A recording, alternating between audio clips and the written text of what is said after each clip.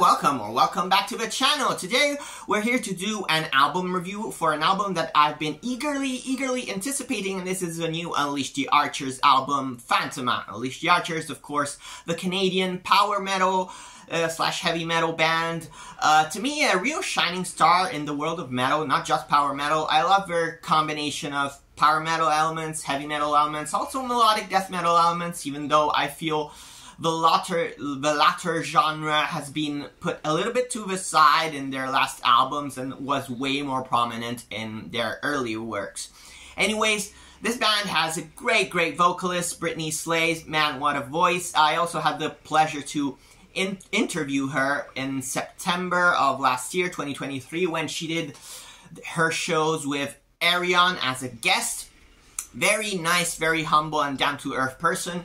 I love the virtuosic nature of this band. There's lots of cool guitar shredding going on. Anyways, I had the promo for this album for I'd say 2 weeks, so I've been able to listen and re-listen to this album thoroughly. So yeah, I'm gonna review this album and give it a score out of 5. But for starters, I have to say that regarding the concept, this is not a fantasy-based themed album like Abyss and Apex. This is something totally different. It's kind of has more of a dystopic twist. We're in the year 2089, where human beings are like living in a planet that is basically completely destroyed, and they're completely dependent on AI. And so the main character of this story is the AI Phantoma, and we follow her adventures while she becomes sentient, and she discovers more and more about human beings and how they work. And you know, so the story goes on from here, and I'm not gonna go into too much detail about it because A, I don't have the lyrics to the story. I'm gonna get my CD. It's coming on Tuesday, but till then, I don't have the lyrics. And B, I'm pretty sure that Unleash the Archers are gonna like make a sort of video like they did with Apex and Abyss a few years ago, explaining the whole concept on their YouTube channel. So, but regarding the music, now this is a way more synth-led album. And now Unleash the Archers, they did have synths already on their previous album, Abyss, but like here they're way more prominent. And I understand that from a point of view of a band, like they explained, at least Brittany explained, that they wanted to use more synthesizers because they wanted to make this album sound more futuristic. And to be honest, like the synthesizers are really cool and work in the songs. I'm not sure if they work in the concept, because to me, the sound that this album has in a lot of its songs, it reminds me more of some 80s music rather than some futuristic music. Like, if I want to hear something that sounds futuristic, sounds kind of cyber metal or something like that, I'm gonna go listen to bands like Scar Symmetry or Mechana or even Amaranth. This sounds kind of retro 80s. Like, for example, take the song, which is awesome by the way, Green and Glass. You know, that song is full of synths, and it reminds me a lot of kind of an 80s rock song in a way. So this may be seen as something negative, but ultimately it's just, you know, my opinion and how I hear the sound. It's not to bash the album at all, because I think that the synths in context with the songs, they work very well. Another thing that I've noticed is that this album is kind of less abrasive to me. It's more melodic compared to albums like Abyss, Apex, or even Demons of the Astral Waste, of course.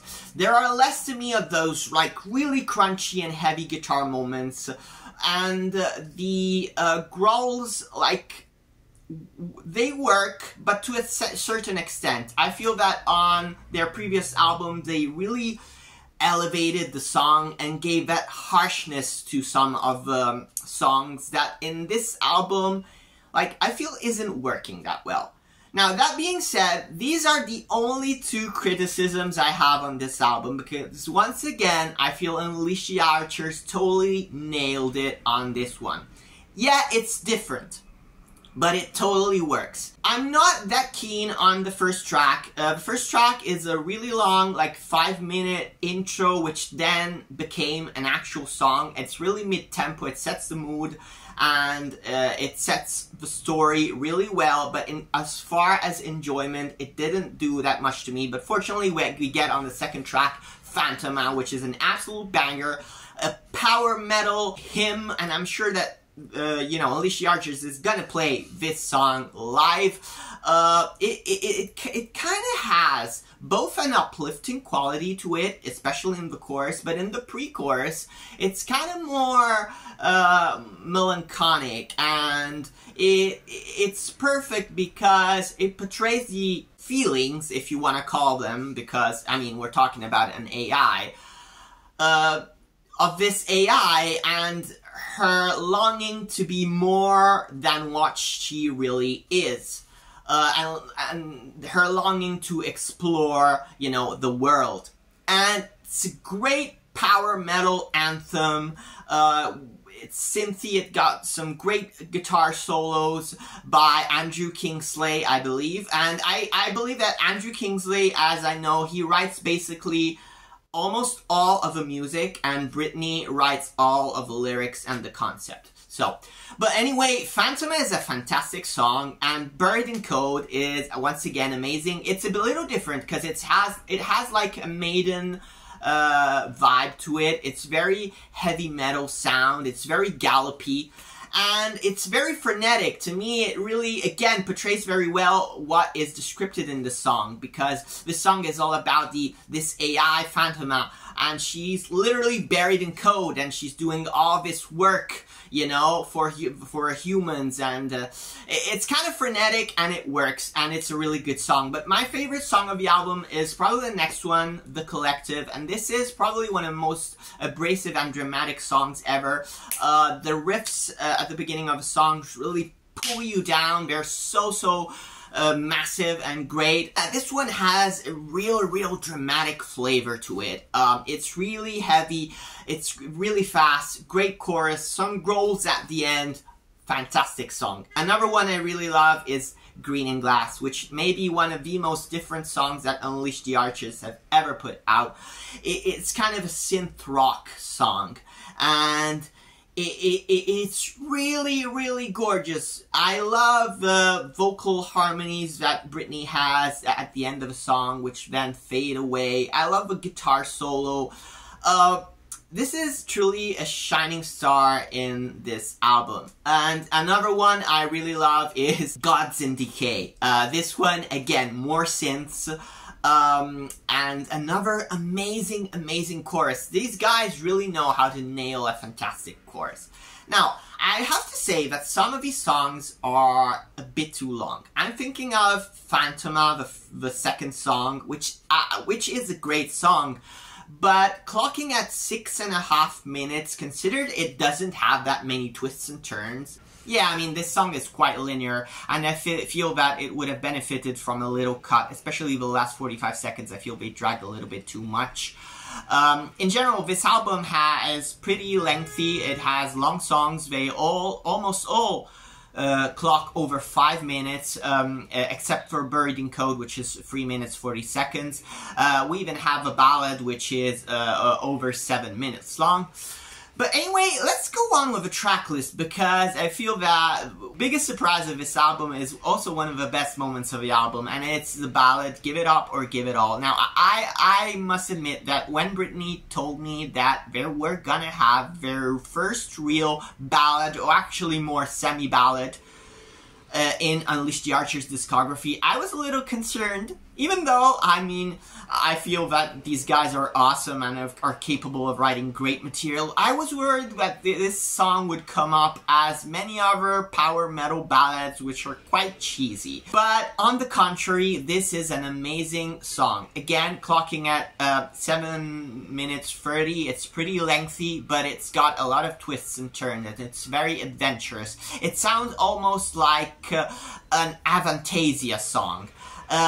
There's a part in the song that where the song breaks and goes into this literally pop section with Britney singing "Oh, I can't take any more heartbreak," which is absolutely fantastic. I mean, it's very, very different from their usual stuff, but I feel that the vocal lines on this song are especially brilliant. The piano, everything is really, really amazing. So I feel that it couldn't have turned out better than how it is. So congrats on this song. And yeah, then we have Ghosts in the Mist, which I believe that Unleash the Archers have played for quite a bit. So we already knew that song, and it's pretty good. It's not one of my favorites, but it's a pretty good song. I feel that the album closes with 2 tracks that are not the best.